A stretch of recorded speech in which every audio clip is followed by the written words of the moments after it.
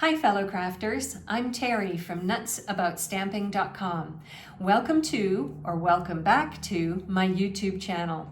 Today I have a very easy, eye-catching technique to share with you using my Enduring Beauty stamp set. Shall we get started? This stamp set is perfect for love, friendship, and encouragement cards. The anemone flowers are beautifully drawn in detailed line art style, which means it's perfect for coloring with your favorite coloring tools and techniques.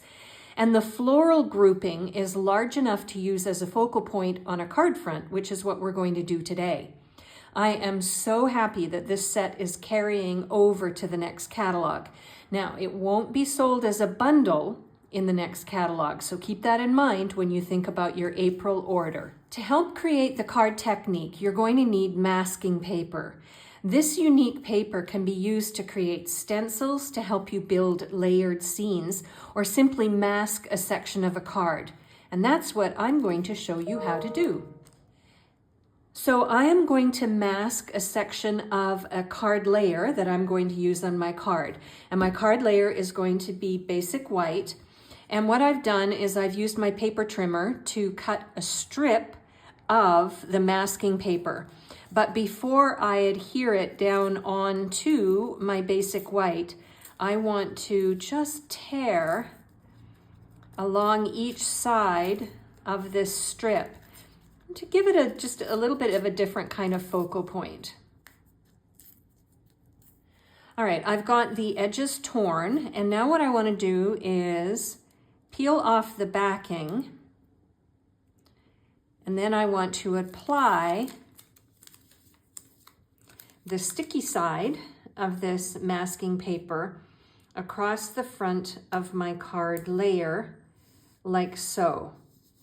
You don't want to press it down too hard, and if you're worried about it being really sticky, you can always stick it onto your pants or your sleeve and rub it a little bit and then apply it down. I didn't do that, so let's see how this works. So the next step that I want to do now is take the large image from the Enduring Beauty stamp set, and I want to ink it up and I want to stamp it down onto this layer. And I want to stamp it down also on top of the masking paper. And so what I'm going to do is use some Versamark ink, and I'm going to ink up the image and then stamp it down onto my basic white layer. Now I want to use some white embossing powder, and I'm going to add embossing powder to the stamped image on this card layer.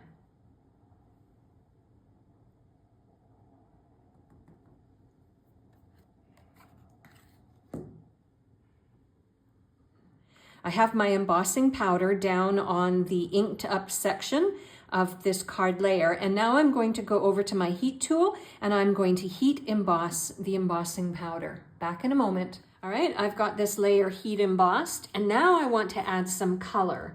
So I am going to use my Orchid Oasis ink, and I've got one of my small blending brushes, and I want to add just a little bit of light color to the flowers.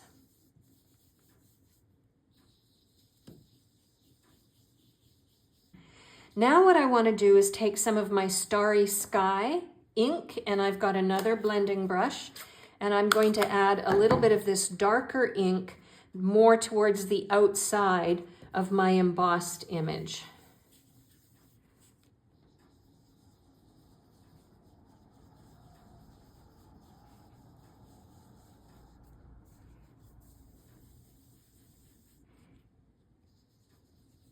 And then finally, I want to add a little bit of Tahitian Tide, just for a little bit of a contrast.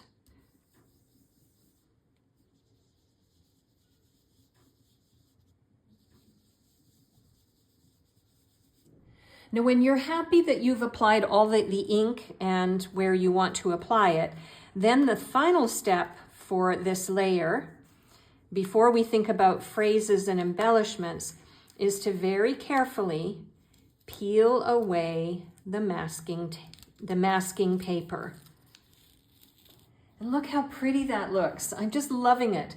Now I want to take my Starry Sky ink and the phrase that says, "It's always been you," and I want to stamp that in the space that I've created using the masking paper.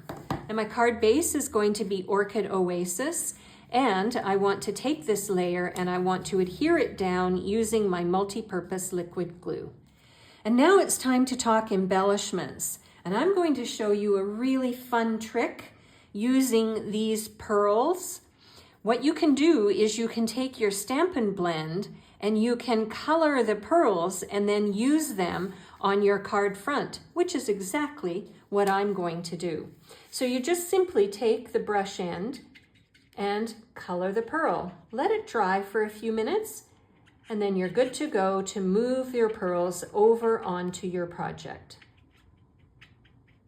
And there we go. My card is done thanks to the masking paper and the large image in the Enduring Beauty stamp set.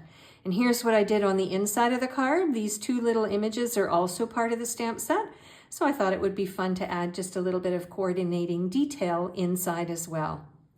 If you would like to know what I used to make this card, I will link to my blog article in the description box under this video.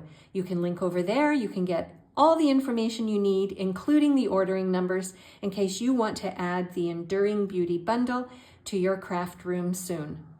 I'm Terry. I am Nuts About Stamping. I'll see you at the next video. Bye for now.